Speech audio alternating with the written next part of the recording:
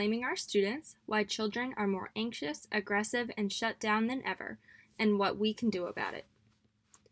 An agenda for today, we're going to have some introductions of the speaker and an introduction of our resource that we're going to be discussing. We're going to have a little overview of the book, learn about some of the premise. Then we're going to take some techniques that we learned in the book and apply it to how we can be better teachers for our students. And lastly, we're going to end with a conclusion with a concluding thought to leave you. So a quick introduction of myself. My name is Meaghan Martin, and I am a Master's of Art in Teaching student at NC State. I am studying elementary education, and this is my first summer with the program. The resource that we're going to be going through today is Reclaiming Our Students by Hannah Beach and Tamara Neufeld-Stryjak. So, students are coming to school more anxious and beat down than ever, but this shouldn't get in the way of our students' education. This book provides a great mindset shift that allows for students to be successful regardless of whatever emotional distress they might be under. So, today we're going to be discussing how emotionally safe classrooms will thrive, how to become the leader that students need, build and cultivate relationships with students, and how a shift in identity can benefit students and student groups. Other than these main points that we're going to be going through today, the book also goes in depth of how to handle common challenges with certain students within the classroom, ranging from the child who's anxious to the child that bullies others. First things first, it's important for students to feel welcomed and safe in their classroom environment. Once this is accomplished, it will then allow for the student to let go of their insecurities and anxieties and start truly welcoming the academic content that you as the educator are teaching. In order to do so, classrooms should be safe places for students to take risks and make mistakes. They should also welcome diversity and difference, and this should be celebrated within the classroom. And lastly, children should feel loved and welcomed, just to name a few. Here are some of the other characteristics of emotionally safe classrooms that the book went more in depth on, but these are just some that I wanted to go over today, such as giving children the ability to feel free to be a person, that we can't just expect them to be perfect all the time, and to welcome curiosity whenever possible. Next, it's important for the educator to become the leader that students need. So, children need adults. This is something that the book really emphasized. Children were not meant to take care of themselves. They need someone to lead them. So it's important not to shy away from taking the lead within the classroom. They need leaders just like we do. Imagine you're starting a new job and your boss has absolutely no clue what to do, what to tell you to do, or how to run the business. You'd be freaking out. Children are the exact same. They need adults to guide them and take the lead. It's also important that we don't go too far with our discipline. Even in unruly classrooms, it's important not to be too authoritarian in discipline. The idea here is to allow students to make the correct decisions on their own.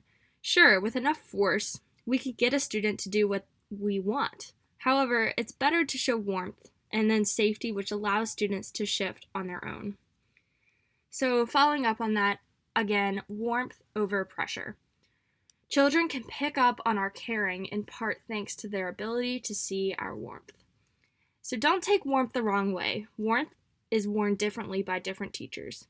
No one style of warmth is better than the other.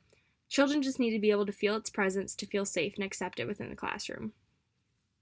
So, an example that was talked about in the book that I thought was really impactful was instead of asking students to do things, that we should take the lead. For example, instead of saying, "Hey, can everyone come make a circle? Okay, everyone?"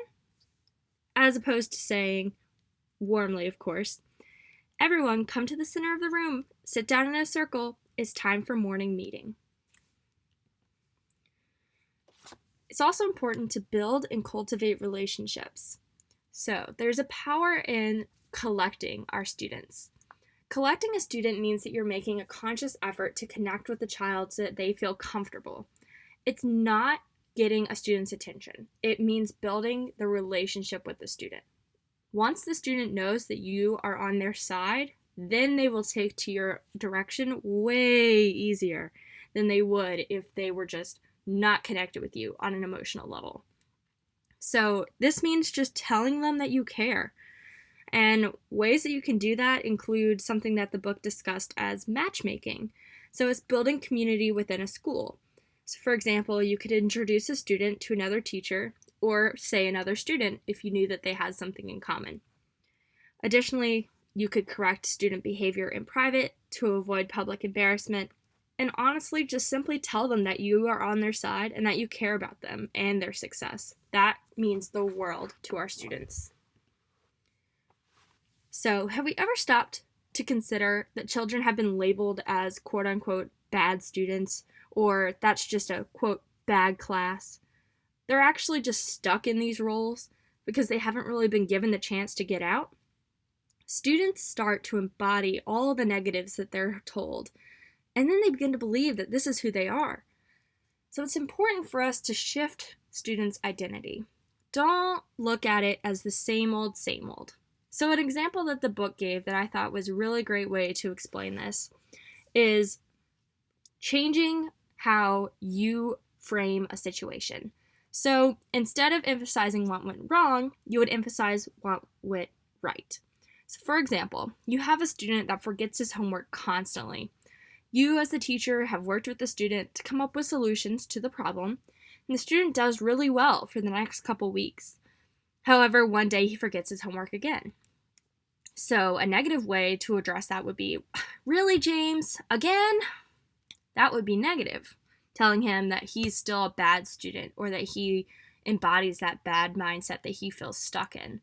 And shifting that to a positive, saying, wow, you should be really proud. You went for 2 weeks without forgetting your homework.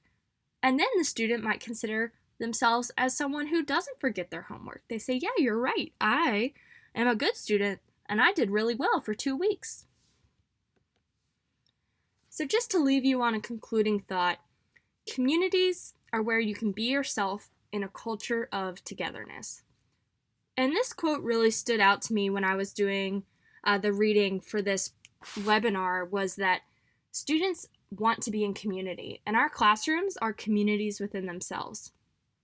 Students should feel welcomed in a community, and in order to do so, they need to have the emotional safety, the relationship with the teacher, identity shift, and just feeling comfortable talking to you about any of their problems. I appreciate you all listening in to the webinar today, and if you have any questions, feel free to reach out either on our discussion board or my contact information is listed below. Thank you so much.